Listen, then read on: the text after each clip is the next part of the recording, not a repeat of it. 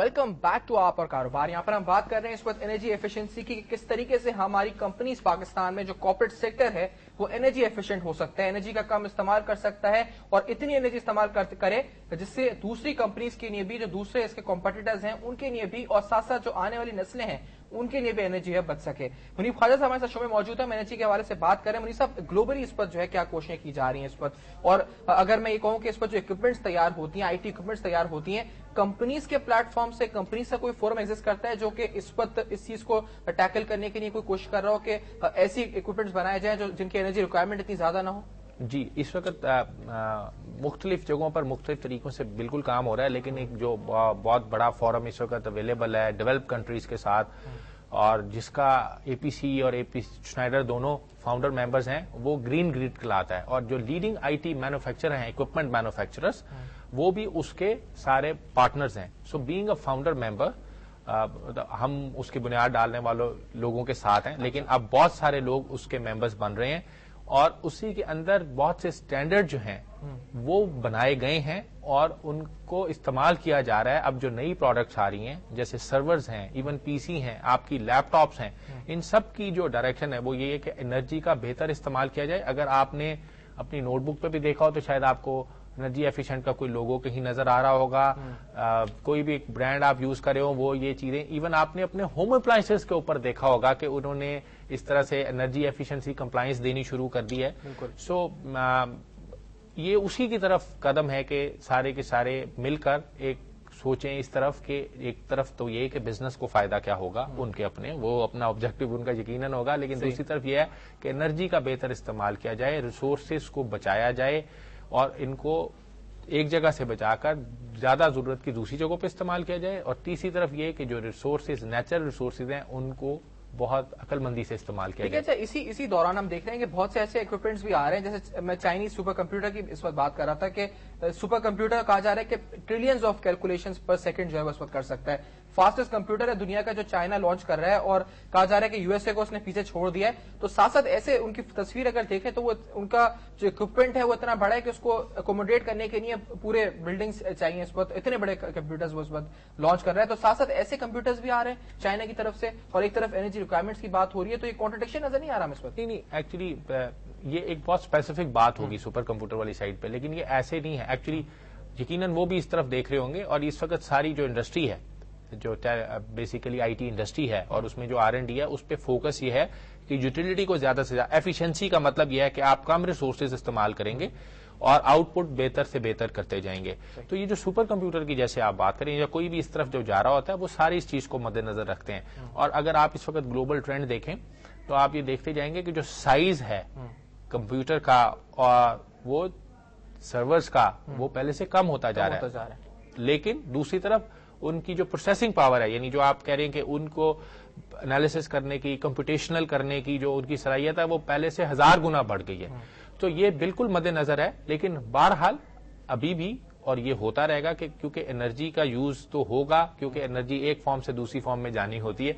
तो वो उसका, लेकिन ये सबके मद्देनजर है। तो वो भी यकीनन इस तरफ देख रहे होंगे, क्योंकि वो अभी एक न्यूज है, वो किस जो सुपर कंप्यूटर्स वगैरह की जैसे आप बात कर रहे थे, तो वो एक स्पेसिफिक एरिया में काम कर रहे हैं। भी बाकी है, इसे मैच्योर भी नहीं हुई है, लेकिन अगर वो हो गए, वो भी यकीनन इसी तरफ काम कर रहे होंगे, क्योंकि आप लीडिंग जो इस वक्त आईटी इंडस्ट्री के लोग हैं, without naming anybody, everybody knows के वो कौन लोग हैं, तो वो सारे इस तरफ काम करें। अच्छा, अफगानिस्तान को भी इस वक्त आप हेड कर रहे हैं, अफगानिस्तान में क्या सूरत हाल है इस पर, जहां यहाँ पे ग्रोथ देखी जा रही है कुछ पर्टिकुलर सेक्टर्स में? अफगानिस्तान में किन सेक्टर्स पे ज्यादा रुझान है आईटी की तरफ? बेसिकली अफगानिस्तान में भी ये ग्लोबल ट्रेंड है कि आईटी का जो बहुत ज्यादा इस्तेमाल है और जहां ग्रोथ है, वो एक तो हमारी बेसिकली फाइनेंशियल इंस्टीट्यूशंस हैं, या और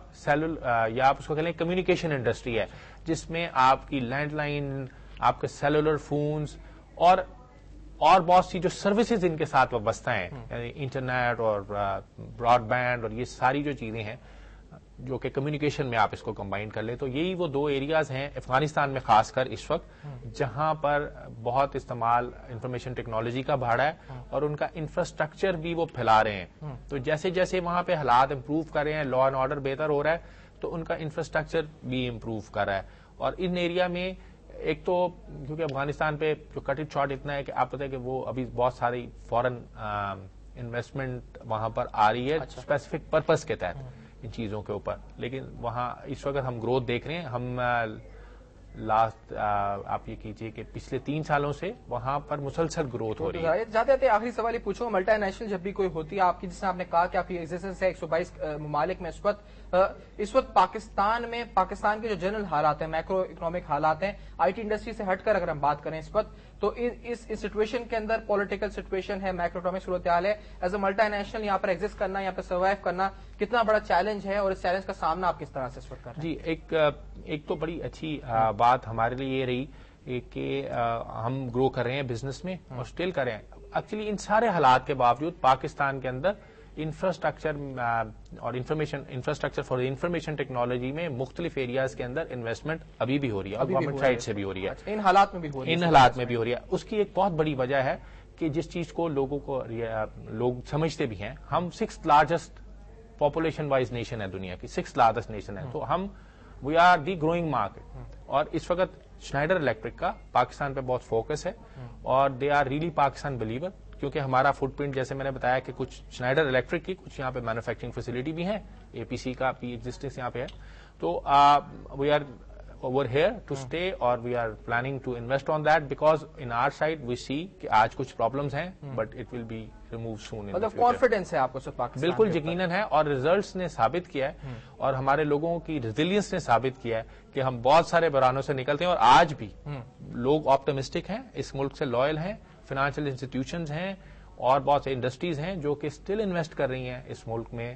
لوکل انویسٹمنٹس بھی ہیں, اور باہر سے انویسٹمنٹ کرنے کے لیے بھی لوگ تھے. بہت بہت شکریہ, آپ نے آج ہمیں شو میں جوائن کیا. منیب خواجہ صاحب ہمارے ساتھ موجود تھے, اور تعلق تھا ان کا اے پی سی بائی شنائڈر سے, اور ہم اس سے بات کر رہے تھے اس وقت کہ کس طریقے سے ہمارا جو کارپوریٹ سیکٹر ہے وہ اس وقت انرجی ایفیشینٹ ہو سکتا ہے, اور ساتھ ساتھ اس وقت کن چیلنجز کا سامنا ان کو کرنا پڑتا ہے جب انرجی ایفیشنسی کے حوالے سے اویئرنیس کریٹ کرتے ہیں, اور کس طریقے سے ہم کہہ سکتے ہیں. اس وقت سوال یہی تھا کہ انرجی ایفیشنسی کا امپیکٹ کیا ہوگا, اس کی امپلیکیشنز کیا ہو سکتی ہیں سوسائٹی کے اوپر بھی, ایک بزنس کے لیے بھی جس کی کاسٹ آف ڈوئنگ بزنس بہت بڑھ رہی ہے, اور وہ جو ہے بزنس اپنے آپ کو سسٹین کرنا اس وجہ مشکل سمجھ رہا ہے. ان تمام چیزوں پہ آج بات کری. live.wire@businessplus.tv ای میل لے کر شو کے حوالے سے اپنے فیڈ بیک سے آگاہ ضرور کیجیے گا. فی الحال صفان خان کو شو سے اجازت دیجیے گا. بزنس اکانومی اور کرنٹ افیئرز کے حوالے سے لیٹسٹ خبریں جاننے کے لیے دیکھتے رہے گا B+.